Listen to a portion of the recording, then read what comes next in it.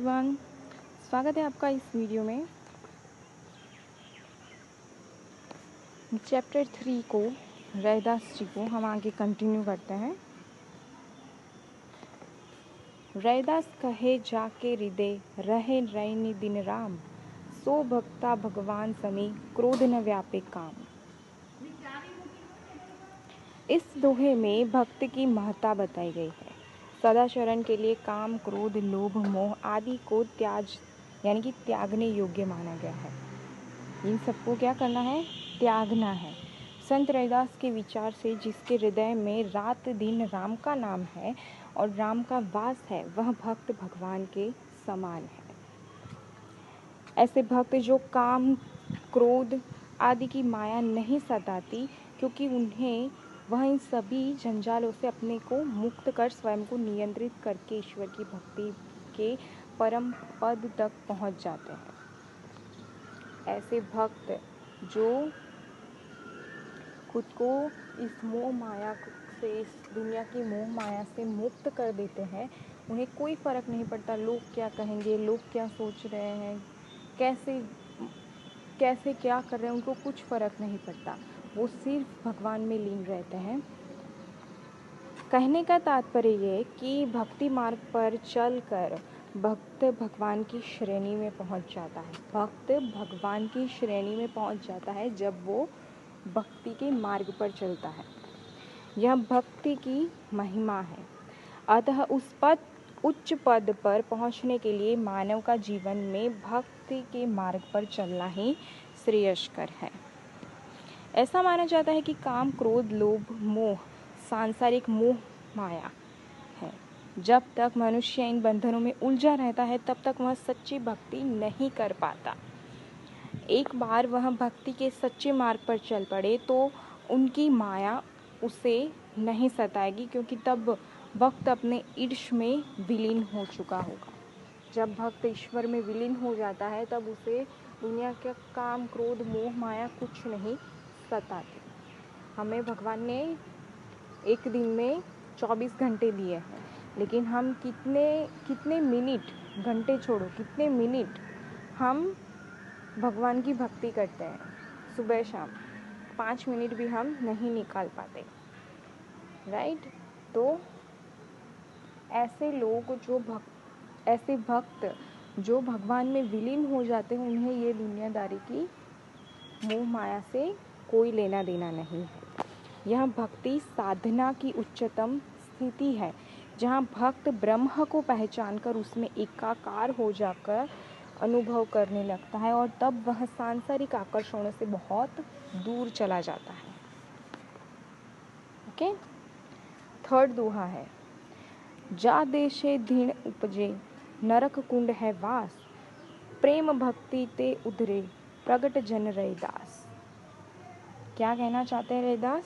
कि रैदास ने समाज में प्रचलित जाति प्रथा के कारण कुछ वर्णों में व्याप्त हीन ग्रंथि को उखाड़ फेंकने के लिए भक्ति का सहारा लिया है। समाज के आडंबरवादियों को उन्होंने यह समझाने की कोशिश की है कि मात्र किसी जाति विशेष में जन्म लेने से कोई व्यक्ति ऊंचा नीचा नहीं होता। हमने ऐसा ही एक दोहा कबीर का पढ़ा है, ऊंचे कुल का जन्मिया, राइट? उसमें भी क्या क्या है कि कोई भी व्यक्ति सिर्फ अपने कुल से बड़ा नहीं होता, अपने कुल से छोटा या बड़ा नहीं होता, या अपनी जाति से छोटा बड़ा नहीं होता। उसके बड़प्पन की कसौटी उसका चिंतन, आचरण और कर्म है। उसी ओर संकेत से वह इस दोहे में अपने विचार प्रकट करते हैं। सामाजिक दृष्टि से नीच कही जाने वाली जातियाँ, जिन्हें देखकर उच्च वर्गीय लोग घृणा से मुख मोड़ लेते हैं, वे लोग जिन बस्तियों में रहते हैं वे नरक के समान गंदी हैं। किंतु इन्हीं में से कोई भी मनुष्य ईश्वर भक्ति और प्रेम के बल पर अपने चिंतन और आचरण से प्रभु का भक्त बन सकता है।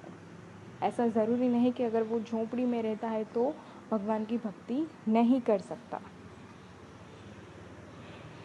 उदाहरण देते हुए कहते हैं कि रैदास स्वयं भक्ति कर उससे उबर चुके हैं। अर्थात रैदास जिनको निम्न जाति में पैदा होने का बोध सदा ही सताता रहा। निम्न कुल में पैदा होने के कारण वह सदैव घृणा के पात्र बने रहे।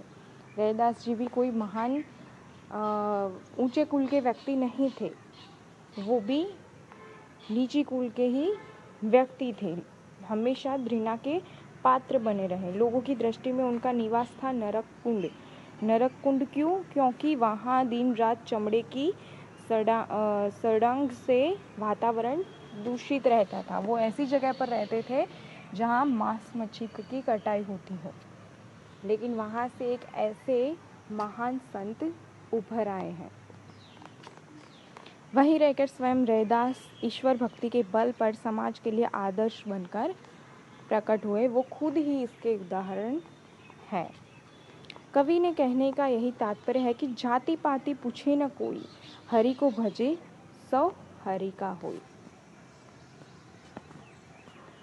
छोटी जाति में जन्म लेकर भी रैदास ने उच्चतम संस्कार विकसित किए थे तथा वे अपने युग के महामानव बने। वे कहते थे कि जाति ओछा पाति ओछा, ओछा जन्मु हमारा, राजा राम की सेवा न किन्हीं, कही रविदास चमारा। इस प्रकार रैदास ने अपनी कुल, जाति और जन्म पर स्वाभिमान प्रकट किया है। उन्होंने आचरण और कर्म की गरिमा की केवल बात नहीं की, बल्कि अपना उदाहरण स्वयं प्रस्तुत किया और सामाजिक चेतना को एक नवीन दिशा दी। रैदास ने ज्ञान के सहारे ही अन्य प्रेम की सीढ़ी चढ़कर ब्रह्म को प्राप्त किया। वह मानते थे कि मोह माया से घिरा हुआ व्यक्ति घृणा का पात्र होता है। घृणा का पात्र वो व्यक्ति नहीं होता जो नीचे कुल में जन्म लेता है। घृणा का पात्र वो व्यक्ति बनता है जो इस संसार की मोह माया में लीन रहता है। उसका निवास भी नर्क के समान प्रतीत होता है। किंतु यदि इसी व्यक्ति के हृदय में ईश्वर के प्रति भक्ति और प्रेम पैदा हो जाए और उसके ज्ञान चक्षु खुल जाए तो वह ईश्वर को पहचान ले, तो वह एक सच्चा भक्त कहला सकता है।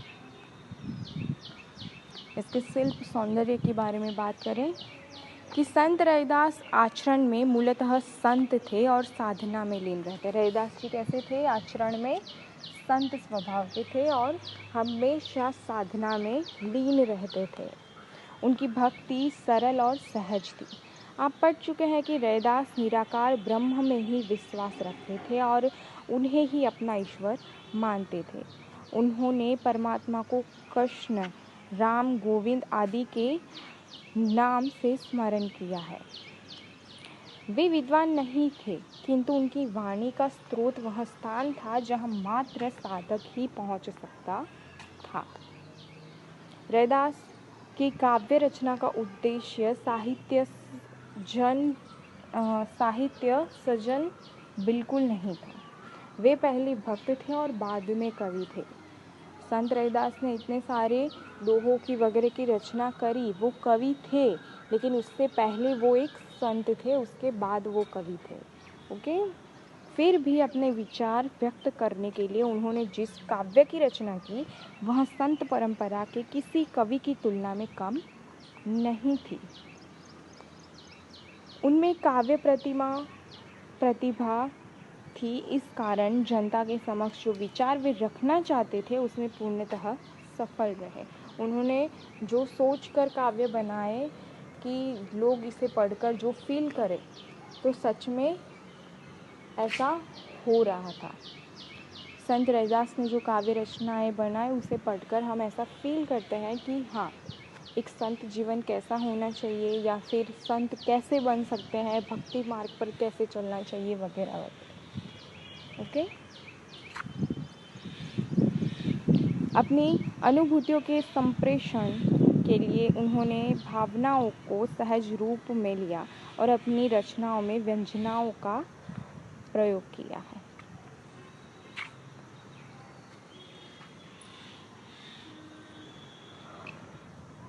संत रविदास ने दोहों और पदों में काव्य रचनाएं। उनके काव्य में रसानुभूति और आध्यात्मिकता का विचारों की झलक है। ये सभी पद गेय है, अर्थात इन्हें गाया जा सकता है और विभिन्न राग रागिनियों में बंधे हुए हैं।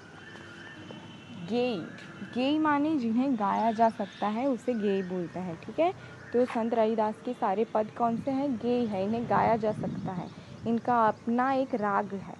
जैसे कि हमने चैप्टर 1 में देखा कि सब कथनों का, सब गीतों का या दोहों का अपना एक राग लय होता है और उसको उसी में गाया जाए तो हमें 50% तो ऐसे ही समझ में आ जाता है कि क्या कहना चाहते हैं, राइट। वैराग्य और साधना से युक्त भाषा में विनम्रता और आत्मसम्मान का भाव है। सभी पद ब्रज भाषा में रचित है। कौन से? ब्रज भाषा में रचित है, किंतु उनमें पूर्वी अवधि के शब्द के प्रयोग जैसे कि मति, बुद्धि, बुद्धि, गण, तौर आदि की अवधि का पुट आ गया है। खड़ी बोली की विभक्तियों तथा उर्दू फारसी के शब्दों का भी प्रयोग मिलता है, जैसे कि गरीब, निवाजू आदि स्थानीय शब्दों का भी प्रयोग दिखाई देता है, जैसे कि सून।